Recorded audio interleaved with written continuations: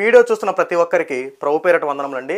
మీరు already title చూసే ఉంటారు. ఆ టైటిల్లో క్రైస్తవులు బైబిల్ ప్రకారం జీవిస్తూ ఉన్నారా, లేదంటే భారత రాజ్యాంగం ప్రకారం జీవిస్తూ ఉన్నారా?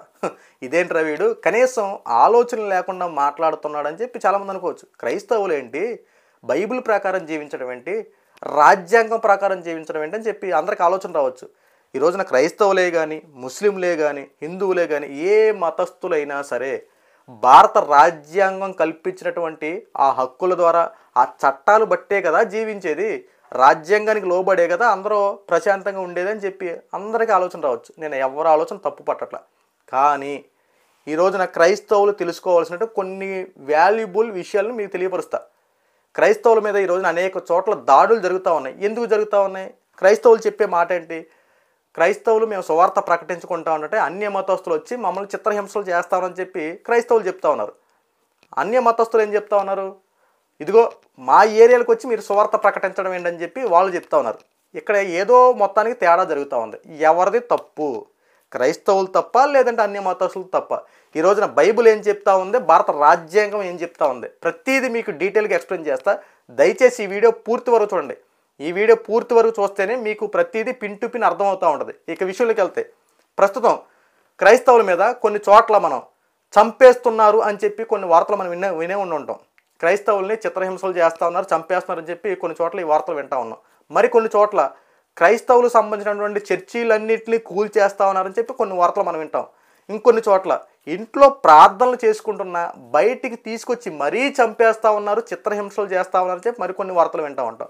మరికొన్ని చోట్ల సువార్త ప్రకటిస్తానికి కొన్ని ఊర్లకు వెళ్ళినా, కొన్ని గ్రామాలకు వెళ్ళినా అక్కడ అన్య మతస్థులు వచ్చి ఎవరైతే సువార్త ప్రకటిస్తున్నారో వాళ్ళని చిత్రహింసలు చేస్తూ ఉన్నారు, బూతులు తిడతా ఉన్నారు, పేడ నీళ్ళు జల్లుతూ ఉన్నారు, నిర్బంధించేసి చిత్రహింసలు చేస్తానని చెప్పి ఈ వార్తలు కూడా మనం వింటూ ఉంటాం. ఇలా యావత్ భారతదేశంలో క్రైస్తవుల మీద కొన్ని చోట్ల దాడులు అయితే జరుగుతూ ఉన్నాయి. అయితే బైబిల్ ఏం చెప్పింది అసలు? ముందు బైబిల్ గురించి ఒకసారి చూద్దాం. బైబిల్లో ఏముందంటే, మార్కు సువార్త 16వ అధ్యాయము 15-16 వచనములు, మీరు సర్వలోకమునకు వెళ్ళి సర్వ సృష్టికి సువార్త ప్రకటించుడి, నమ్మి బాప్తిస్మము పొందినవాడు రక్షింపబడును, నమ్మని వానికి శిక్ష విధింపబడును అని చెప్పింది. అంటే యేసుక్రీస్తు ప్రభువారు కొంతమంది శిష్యుల్ని ఏర్పాటు చేసుకుని యేసుక్రీస్తు ప్రభువారు చెప్తున్నటువంటి మాట, మీరు వెళ్ళి అనేక మందికి సువార్త ప్రకటించండి, నమ్మితే బాప్తిస్మం ఇవ్వండి, నమ్మకపోతే శిక్ష విధిస్తా, మీరు కేవలం సువార్త ప్రకటించండి అని చెప్పి యేసుక్రీస్తు ప్రభువారు శిష్యులకు చెప్పినటువంటి మాట. మీకు కొన్ని పక్కన వాక్యాలు పెడతాను చూడండి. అంటే యేసుక్రీస్తు ప్రభువారు ఏ రకంగా సువార్త ప్రకటించమన్నారో, ఎలా సువార్త చేయమన్నారో ఆ యొక్క రెఫరెన్స్లు మీకు పెడతాను, ఒకసారి చూడండి.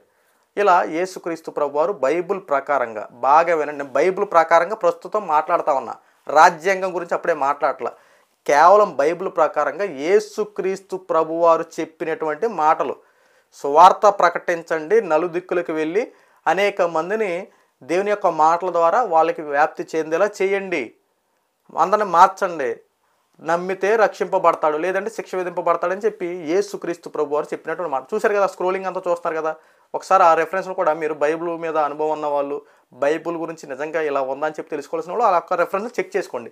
అంటే బైబిల్లో యేసుక్రీస్తు ప్రభువారు అయినా సరే, తండ్రి అయిన దేవుడు అయినా సరే, ఎవరైనా సరే సువార్త ఎలా ప్రకటించమన్నారో నేను కింద ఇచ్చినటువంటి రెఫరెన్స్లో ఒకసారి చదవండి. సో ఇది అయిపోయింది కదా.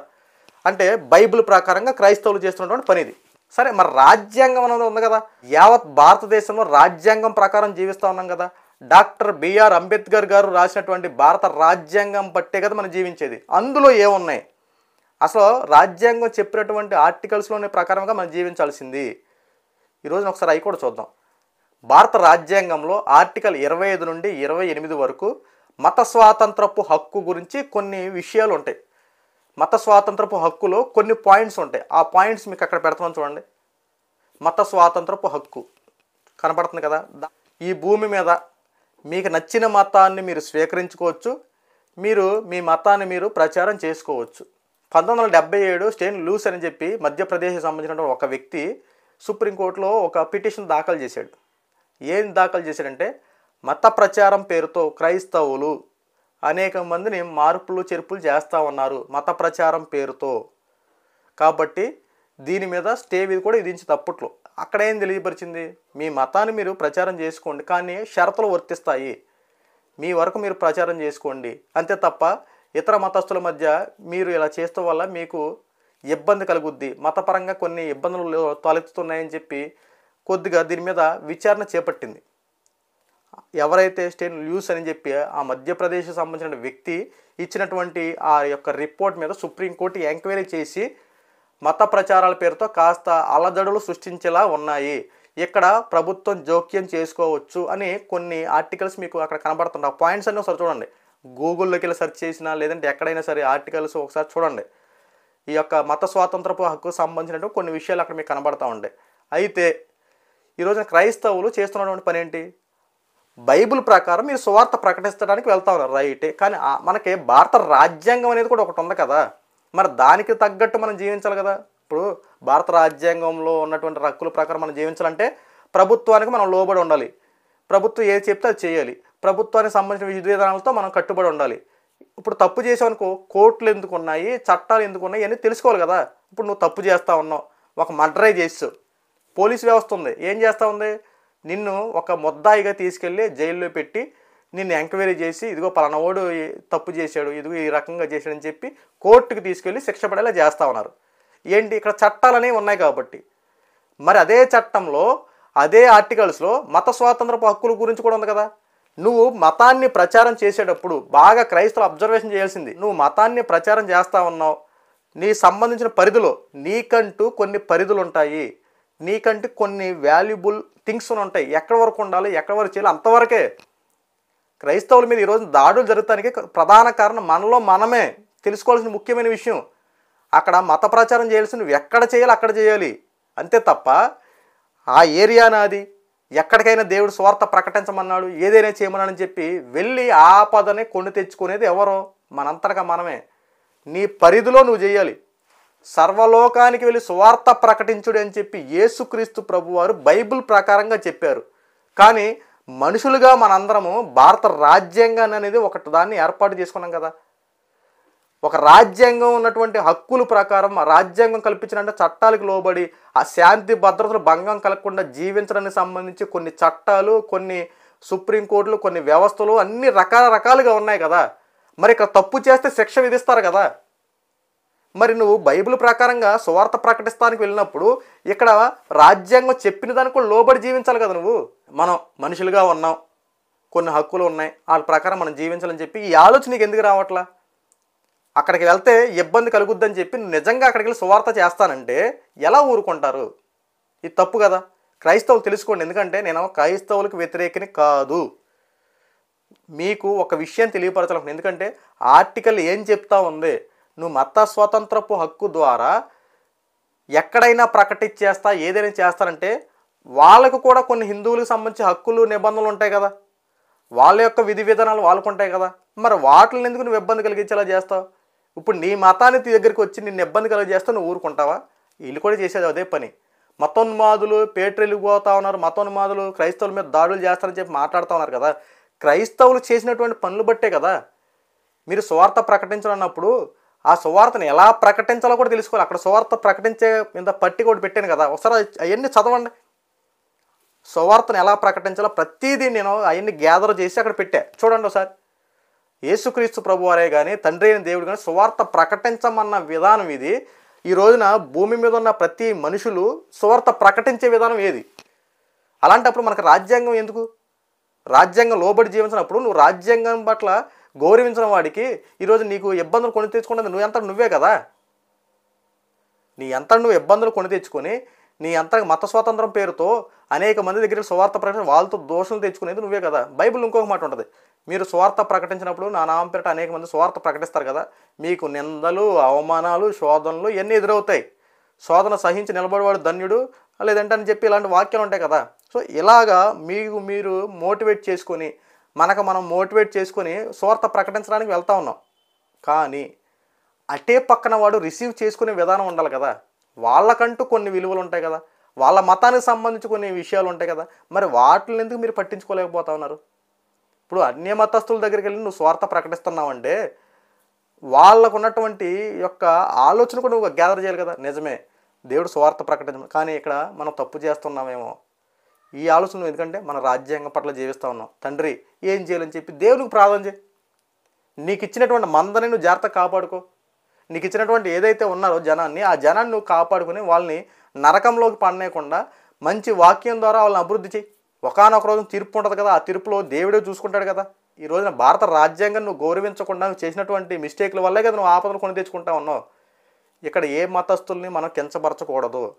క్రైస్తవులు ఏ రకంగా జీవించాలి, ఏ రకంగా ఉంటే మనకే మంచిది. ఎవరు నచ్చిన మతాన్ని వాళ్ళు స్వీకరించుకుంటారు, ఎవరు నచ్చిన మతాన్ని వాళ్ళు ప్రచారం చేసుకుంటారు. రాజ్యాంగం కల్పించినటువంటి హక్కే. కానీ ఆ ప్రచారం చేయాల్సింది ఎక్కడ, ఏ సందర్భాల్లో, ఎలాంటి టైంలో. కొన్ని అత్యవసర పరిస్థితుల్లో ప్రభుత్వం జోక్యం చేసుకోవచ్చని కూడా ఉంది. మరి అదెందుకు పట్టించుకోలేకపోతున్నా ఉన్నారు. ప్రభుత్వం కనుక జోక్యం చేసుకుంటే యావత్ క్రైస్తవులు చేసిన పని వలన మొత్తం క్రైస్తవ్యం అంతరించిపోవచ్చేమో. ఇప్పుడు మనం చేసుకున్నటువంటి పనుల వల్లనే కదా క్రైస్తవం అంతరించిపోతుంది. అంటే కనుక మనం చేసుకున్నటువంటి పనులు బట్టి ఈరోజు క్రైస్తవం అంతరించిపోద్ది. ప్రభుత్వం జోక్యం చేసుకోవచ్చు అని అన్నప్పుడు ఈ మతాన్ని నువ్వు ఏం చేస్తా ఉన్నావు, స్ప్రెడ్ చేస్తా ఉన్నావు. రైటే, చేసుకో, తప్పులేదు. కానీ ఎక్కడ స్ప్రెడ్ చేయాలి, ఏ సందర్భంలో స్ప్రెడ్ చేయాలి? నువ్వు శాంతి భద్రతలు భంగం కలిగిస్తూ ఉన్నావే, మతాలకి మతాల మధ్య చిచ్చు పెట్టేలా ఉన్నావే, మరి నేనేం చేయాలి? ప్రభుత్వం జోక్యం చేసుకోవాలి. ఇదిగో పలానా చోట ఇలా జరిగింది, పలానా చోట ఇలా జరుగుతూ ఉంది, సో ఇలా చేశారు కాబట్టి వీళ్ళ మధ్య మనం జోక్యం చేసుకొని వీళ్ళని ఏదో ఒకటి చేయాలని చెప్పి క్రైస్తవ్యాన్ని అంతరించేలా మీరు చేసుకునేది మన క్రైస్తవులే కదా. ఈ రోజున హిందువులు, ముస్లింలే కానీ ఏరే మతస్థులే కానీ ఎవరికి నచ్చిన మతాన్ని వాళ్ళు చక్కగా చేసుకుంటూ ఉన్నారు. హిందువుల గుళ్ళోకి వెళ్తూ ఉంటారు, క్రైస్తవుల దగ్గర వస్తున్నారు, చక్కగా అన్యోన్య సహవాసంతో జీవిస్తూ ఉంటారు. మరి మీరెందుకు జీవించలేకపోతున్నారు? క్రైస్తవులు ఏంటి పట్టింపులు మనకే? దేవుడు చెప్పాడు, మనకేం చెప్పాడు? నా నామం తప్ప మీరు వేరే నామం ఉచ్చరింపకూడదు, మీరు విగ్రహారాధనల దగ్గరికి వెళ్ళకూడదు, ఇలాంటివన్నీ ఉన్నాయి. రైటే. ఉన్నప్పుడు విగ్రహారాధనల దగ్గరికి వెళ్ళకూడదు అన్నప్పుడు నువ్వు విగ్రహారాధనల దగ్గరికి వెళ్ళి స్వార్థ కూడా ప్రకటించకూడదు కదా, తెలుసుకోవాలి కదా. నువ్వు విగ్రహారాల దగ్గరికి వెళ్ళకూడదు, వాళ్ళకి సంబంధించినటువంటి మార్గాలను మనకి కీర్తన గ్రంథంలో మాట ఉంటుంది. దుష్టులు ఆలోచన చొప్పున నడవక, పాపుల మార్గం నిలవక, అపహాసకులు కూర్చున్న చోట నిలవక, యెహోవా ధర్మశాస్త్రం ఆనంది దేవారాత్రం దాన్ని ధ్యానించేవాడు ధనుడు. పాపులన్నీ నీకు తెలుసు, దుర్మార్గులని తెలుసు, వాళ్ళ చోట్లను ఉండొద్దని చెప్పి దేవుడు. నువ్వు వాళ్ళ దగ్గరికి వెళ్తానట్టు. మరి నువ్వు వాళ్ళ దగ్గరికి వెళ్ళి నువ్వు వాళ్ళతో పని వాళ్ళందరూ తప్పులు అనుకో, నువ్వు మంచోడే కదా, నువ్వు మంచిగా మార్గంలో ఉండొచ్చు కదా. ఇప్పుడు తప్పు చేసేది నువ్వే కదా, నీ వలన యావత్ క్రిస్టియానిటీకి మొత్తం బ్యాడ్ నేమ్ వస్తుంది కదా. ఈరోజు క్రైస్తవులు తెలుసుకోవాల్సిన విషయం, సువార్త ఎక్కడ ప్రకటించాలో, ఏ సందర్భాల్లో ఎలా ప్రకటించాలో అంతవరకు ప్రకటించండి. అంతే తప్ప నీకు కాని ప్లేసులో, నీకు సంబంధం లేని విషయాల్లో నేనే వెళ్ళిపోతా, నేనే చేసేస్తానని చెప్పి నీ వలన క్రైస్తవ్యానికి మచ్చపడేలా చేయొద్దు ప్రియమైన సహోదరి సహోదరుడు. ఇంకొక ఆర్టికల్ కూడా మీకు తెలియపరుస్తా, అదే చూడండి. ఆర్టికల్ 19 నుండి 22 వరకు చూసుకుంటే, 19 నుండి 22 చూసుకుంటే స్వతంత్రపు హక్కు. ఈ స్వతంత్రపు హక్కులో కొన్ని మెయిన్ పాయింట్స్ కూడా ఉంటాయి. ఆ స్వతంత్రం మీకు అక్కడ పెడతాం చూడండి, స్వాతంత్రపు హక్కు. ఆ స్వాతంత్రపు హక్కులో మీకు అక్కడ ఇంకోటి కనపడుతుంది, భావ ప్రకటనపు హక్కు. మన యొక్క భావాన్ని స్వేచ్ఛగా ప్రకటించుకోవచ్చు. నువ్వేం చెప్పాలనుకుంటున్నావు, ఏం చెందాలనుకుంటున్నావు, ఏది సూచనలు చేయాలనుకుంటున్నావు, ప్రతిదీ నిర్మోహమాటంగా నువ్వు నీ యొక్క విషయాన్ని బయలుపరచవచ్చు భావ ప్రకటనపు హక్కు ద్వారా. ఈ భావ ప్రకటనపు హక్కును కూడా ఏం చేసుకున్నారంటే, ఎక్కడ ప్రకటించాలి, ఏ సందర్భంలో ప్రకటించాలి, ఏం చేయాలో తెలుసు, మినిమం ఎథిక్స్ వాల్యూస్ పాటించకుండా నీ మీద నువ్వే ఆపదను కొని తెచ్చుకుంటా ఉన్నావు. ఇప్పుడు ప్రభుత్వానికి సంబంధించిన వాటిల్లోకి వెళ్ళి సువార్త ప్రకటించకూడదు, మతపరమైన విషయాలు చేయకూడదని చెప్పి చాలా స్పష్టంగా ఆర్టికల్ ఉంది. చూడండి, అక్కడ ఉంది, మీరు పెడతాను, చూశారు కదా. ఆ ఆర్టికల్ అంత స్పష్టంగా ఉన్నప్పుడు ఈ రోజున చాలామంది వెళ్ళి క్రైస్తవులు వెళ్ళి ఏం చేస్తూ ఉన్నారు, వెళ్ళి ఈరోజు క్రైస్తవులు ఏం చేస్తూ ఉన్నారు, స్కూల్స్లో, కొన్ని కాలేజీల్లో, లేదంటే ప్రభుత్వానికి సంబంధించిన కార్యకలాపాలు కొన్ని చోట్ల మత ప్రచారం చేస్తున్నారు. సో అది నీ తప్పే కదా, చేయొద్దని చెప్పి రాజ్యాంగం చెప్పినప్పుడు నువ్వు చేస్తూ ఉన్నావు. మళ్ళీ ఇక్కడ ఆపత్తి తెచ్చుకునేది ఎవరో, నీ అంతా నువ్వే. ఈరోజు క్రైస్తవుడిగా నువ్వు చేసే తప్ప లేదా గవర్నమెంట్లు చేసే తప్పులా? మనకు ముందు మనం సరి చేసుకోవాలి. ఇచ్చిన ఆర్టికల్స్ని ప్రభుత్వాన్ని ఇచ్చినటువంటి భారత రాజ్యాంగాన్ని కొంగలో తొక్కినట్టు నువ్వు యొక్క ఇచ్చిన మన భారత రాజ్యాంగాన్ని అది మనకు ఎందుకు పనికిరాందన్నట్టు నువ్వు పక్కన పడేసి బైబిల్ని చేతపట్టి బైబిల్లో యేసుక్రీస్తు ప్రభువు అని చెప్పిందంటూ చేసుకుని వెళ్ళి ఆపదలు కొలి తెచ్చుకునేది నువ్వే. ఇక్కడ సువార్త ప్రకటించమన్నది మన యొక్క సరిహద్దులు నువ్వు ప్రకటించు. నీకున్నటువంటి యొక్క ఎక్కడైతే నీకు కల్పించబడిందో ఆ ప్రదేశాల్లో నువ్వు ప్రకటించు. నీది కాని ప్లేస్లో నువ్వు వెళ్ళి, నీది కాని యొక్క మనుషుల దగ్గర నువ్వు వెళ్ళి నువ్వు ఇబ్బందులు ఎందుకు కొని తెచ్చుకుంటావు? నీకు ఇప్పుడు దాహం వేస్తుంది అనుకో, అమ్మ నాకు దాహం వేస్తుందని చెప్పి నలుగురిలోకి వెళ్ళి అడుగు. ఏదో ఒక కుటుంబం, అక్కడ అన్య మతస్థులు ఉండొచ్చు, ఎవరైనా ఉండొచ్చు, మంచినీళ్ళు ఇస్తారు. ఎందుకు ఇస్తారు? నీ యొక్క ఆపదను గుర్తెరిగారు కాబట్టి, నువ్వు ఇబ్బందులు ఉన్నావు కాబట్టి. ఇదే నువ్వు వెళ్ళి అమ్మ మంచినీళ్ళ పేరుతో ఒక హిందువుడి దగ్గరికి వెళ్ళి ఇదిగో బైబిల్ నీవు ఎందుకు తీసుకుంటాడు? ఇక్కడ చేసే పని అది.